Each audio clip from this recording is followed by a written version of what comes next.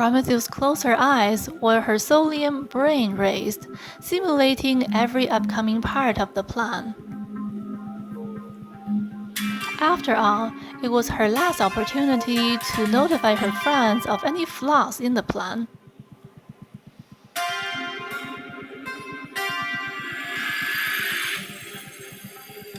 After that, the concept known as Prometheus, including her body and consciousness, would be completely obliterated under Sa's roots.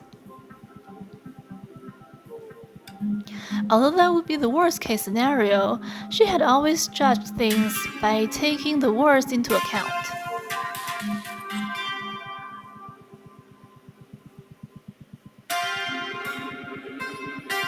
A short while later, Prometheus opened her eyes.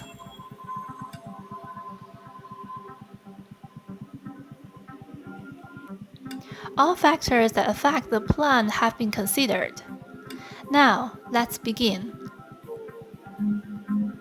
Before the enemy realizes.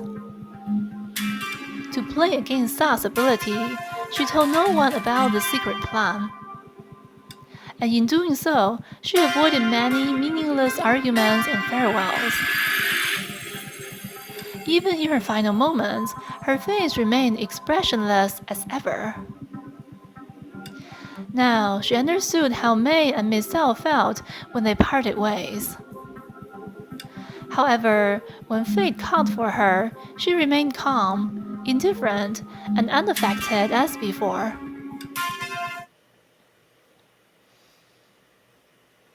Farewell, everyone. Goodbye, Prometheus.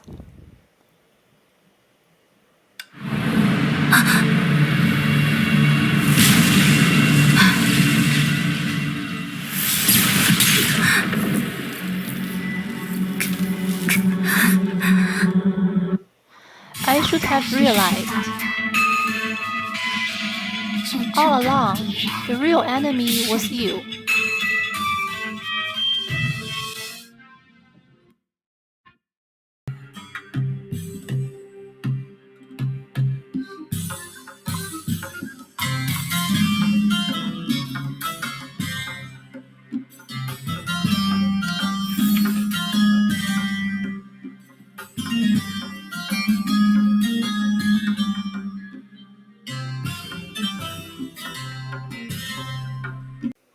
You're right. To me,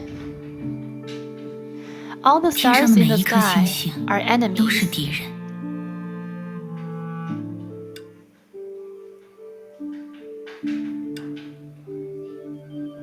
Do you have anything to say, number 17? Acknowledged. Analyzing the probability of victory. If by stars you mean the actual stars themselves, then objectively speaking, you are too tiny compared to their lifespans, which last for billions of years. The same can be said for the difference in size. If you're planning on going against the stars, you stand no chance. Of course, if you seek comfort, you can deceive yourself by believing your merits in life will allow you to live forever in the hearts of others, and will not be forgotten even after the stars perish. That can be considered a victory in spirit. So, you don't think I'll succeed, huh? Civilization is nothing compared to the lifespan of stars. Based on the average intelligence of all living beings on this planet, and even considering the possibility of future evolution, your level of intelligence may be sufficient as accumulation and symbol, allowing you to obtain the lifespan of a civilization, but while the weakness of humanity remains unsolved, civilization built by them are bound to perish before the stars ever fade. Not to mention that when compared to going against the stars, perhaps overcoming finality is something you should be preoccupied yourself with. Sure enough, we still look at matters so differently. To be precise, of course, I'm willing to live on forever, but not in my own merit. I prefer to be truly immortal. It sounds like something Mobius would say, right? But there's a big difference.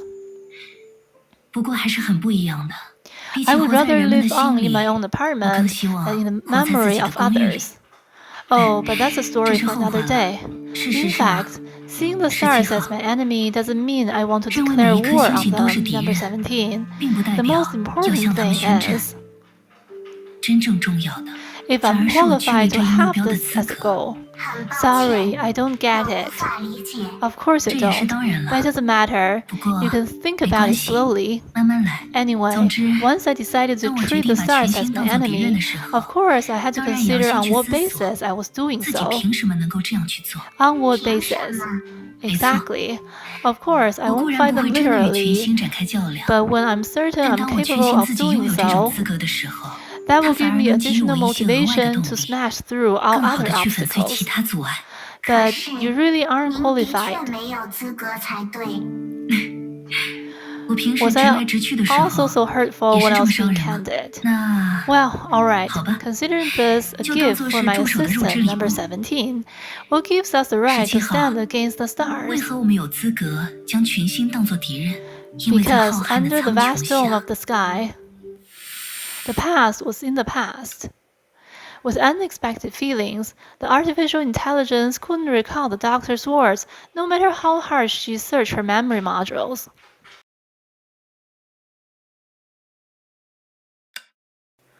All she could recall was that she was as astonished then as she was now. Did that attack damage the corresponding memory module? She wasn't sure. However, it seems my judgment is correct. Even if she can be considered omniscient, she cannot read the thoughts of a machine. Unfortunately, you're wrong. In fact, it's not difficult at all. Just like how there isn't much difference between you and humans.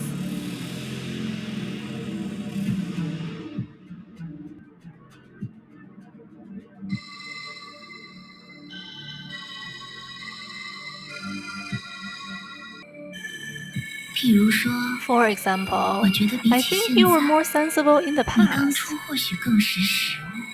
Why insist on going against the stars? She can make it happen. Yes, and she can even talk to you directly like this. It's quite convenient, isn't it?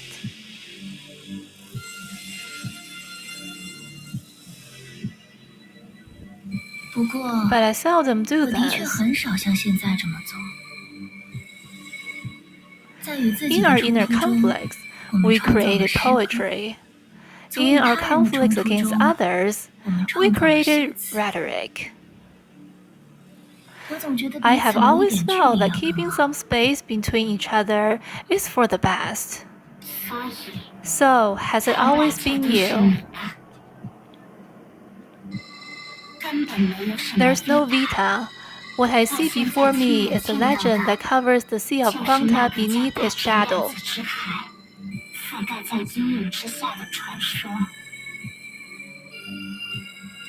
Sa. There's no need for such harsh words. Don't you have to name too? You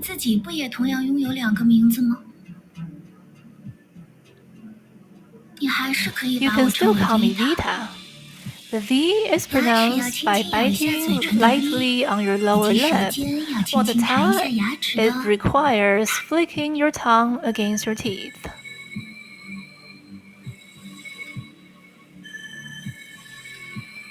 If possible, I hope I never have to get on stage when all of this is over.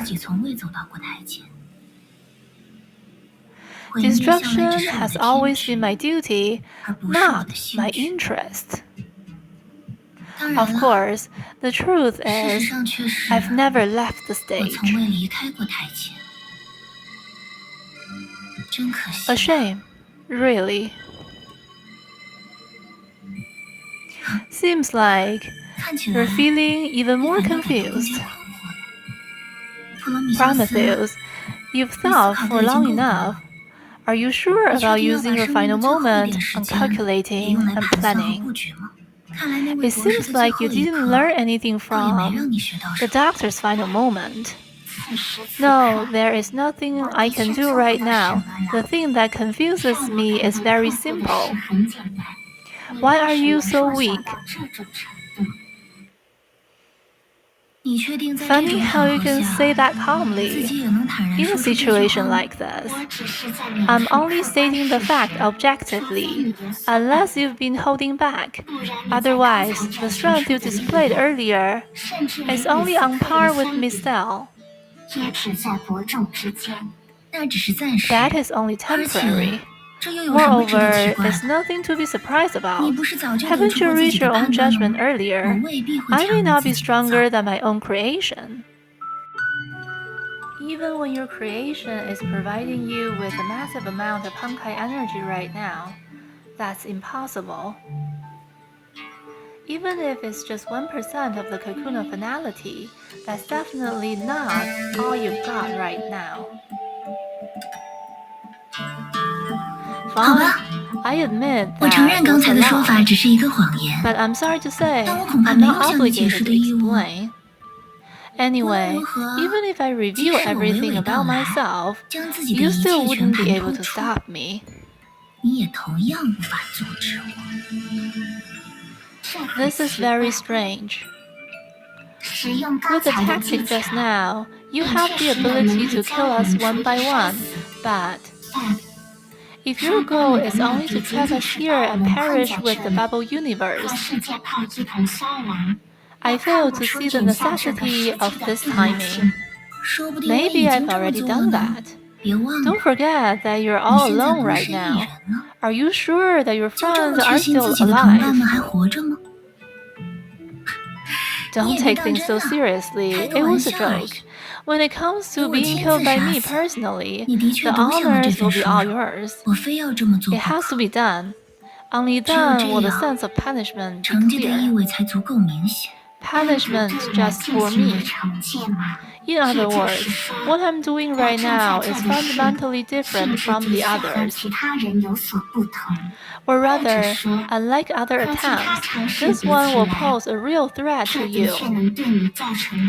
Perhaps, but for me, that's hardly the biggest reason.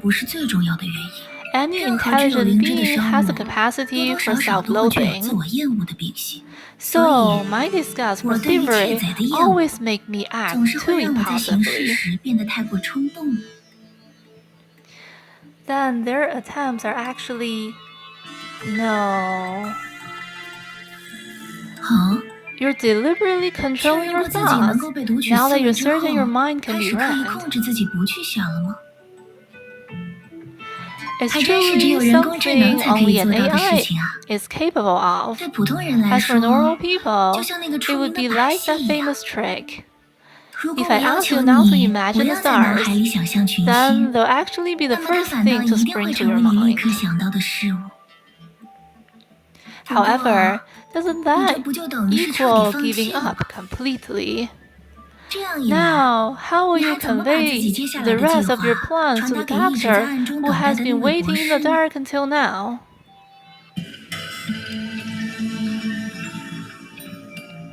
Alright, show yourself. Do you really think you can hide from me?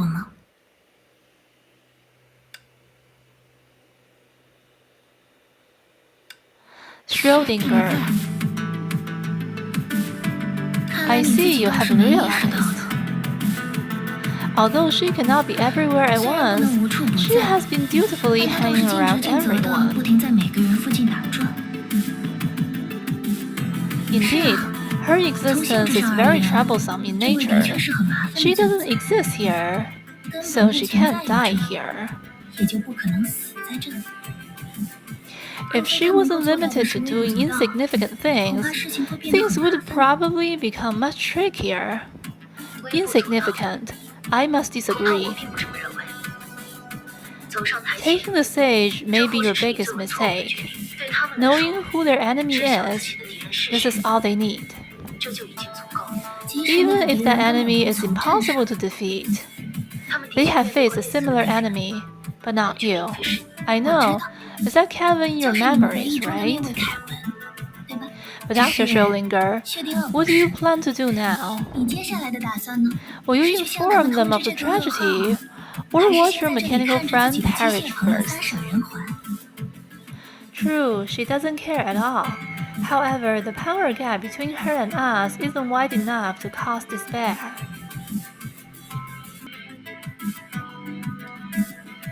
The home advantage doesn't seem to exist either. Oh, can't help thinking at last. Well, based on my own experience, individual thinking usually leads to a single outcome: despair.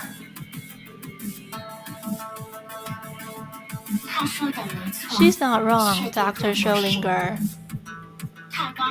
Now I finally understand what she meant when she said she has never left the stage. Although I'm unaware if there are other restrictions involved, but this authority that goes far beyond eavesdropping and mind reading has really made her as invincible as the stars. The stars? No. Prometheus. No. At this moment, the doctor finally realized everything that's happened in front of her since the very beginning has never been a reunion. How can I describe my omnipresence to them? How can I make them understand how malleable reality is in my hands? This seems ineffable, but it's actually surprisingly simple. If this is a story that has narration and commentary, then no matter how objective they seem, they're still only my observation and monologue, nothing more.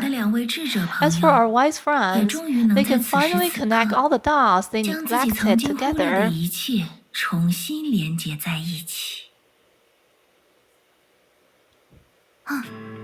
Is everything ready?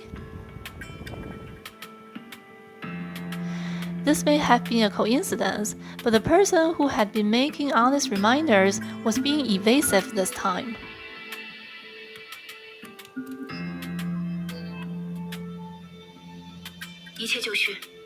Everything is ready except for one last step. Making sure that I am inside. So, you know why I refused number 17's answer before leaving, right? I had already anticipated the answer she gave. Now I feel a sense of doubt again. So, compared to that answer, what are you truly afraid of? It's easy to guess, right? That's why I said it's fortunate that you appeared. She really does exist, and is. But just then, the idea's words were distorted instantly into indistinguishable echoes. This is something I do not fully understand yet. That will may not be as powerful as the mechanism it created. With that said, the previous 8 Hersher and the Hersher of corruption, they relied on a small investment for a big payoff, and that almost brought humanity to total destruction. So I feel very fortunate that the Hersher of sentience is on our side. Moreover, the bubble universe we're in is much smaller than the real world. Pausing at precisely the right moment, Her intention to provoke the Herrscher of Sentience became apparent. This was because she understood. Just you wait. The will you just mentioned, I hope it doesn't even exist. Otherwise, if it ever gets into my sight, it'll be so much fun. Among all the people that the AI had ever seen, this lady was definitely enjoying this type of communication the most. Now, all of you should understand, right? It is certainly perpetual and almost eternal, but unlike the doctor who assumed she could challenge the eternity, unlike the idea who assumed that being born is equivalent to eternity, in the name of Sa, I have risen above eternity and become reality. What is reality then? It is something that can't be denied even if you tried. A flawed God, that's quite. I have no idea what you mean by flawed, but this seems to be the end. Words on the deathbed comes from the heart. Prometheus, at your final moment, do you have anything incredible to say as an AI? None at all, sorry. I am not a human, and my source code doesn't identify this as a special moment for me. And I don't think this is the end. Dr. May was right.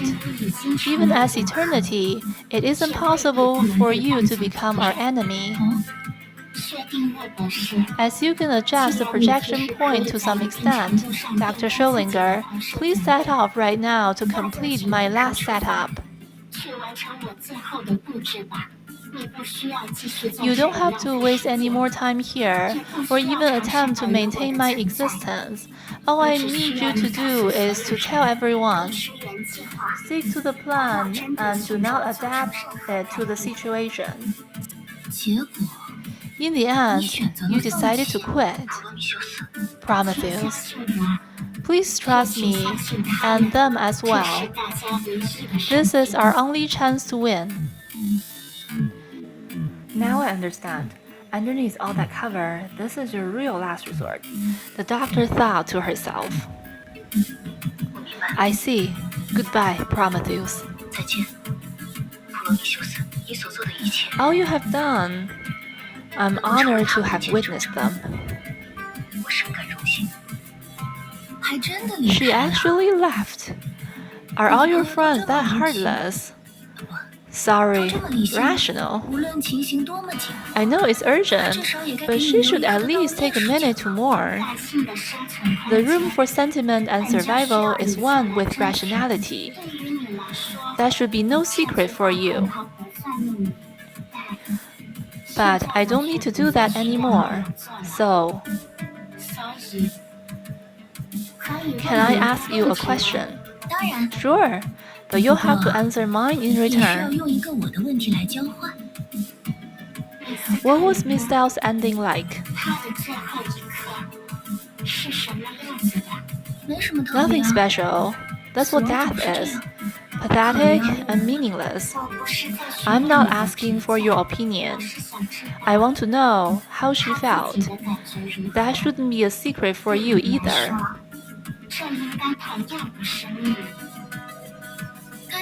How should I describe it? It wasn't very elegant. But it was noble enough? That will do. Thank you. Aren't you curious about whether she got the answer? I don't need you to tell me that. That's interesting for an AI. I do agree with you though. And now it's my turn. You can search anything you want to know in my storage. I'm unable to stop you. If I could, I would have done it already. Why are we given the right to stand against the stars? I confirm you can't retell the words that came after it. From forgetting, you can draw your own answer. Prometheus, you were the one that refused to stand against the stars. What changed your mind? Well, alright. Consider this a gift for my assistant, number 17. What gives us the right to stand against the stars? Because under the vast dome of sky, in the AI's mechanical eyes, I see a bright light burning with feverish passion. Because under the vast sky, I've never considered myself unworthy. Yes, the stars are colossal, but they have no thoughts or emotions. Therefore, if you were mortal at this moment, we might have failed. But after you step into eternity, then this is the moment when stars fall. That's honestly brilliant. Rest in peace, Prometheus. I'm afraid the result would disappoint you. So don't stay around to witness that. But is an AI saying that still different from humans?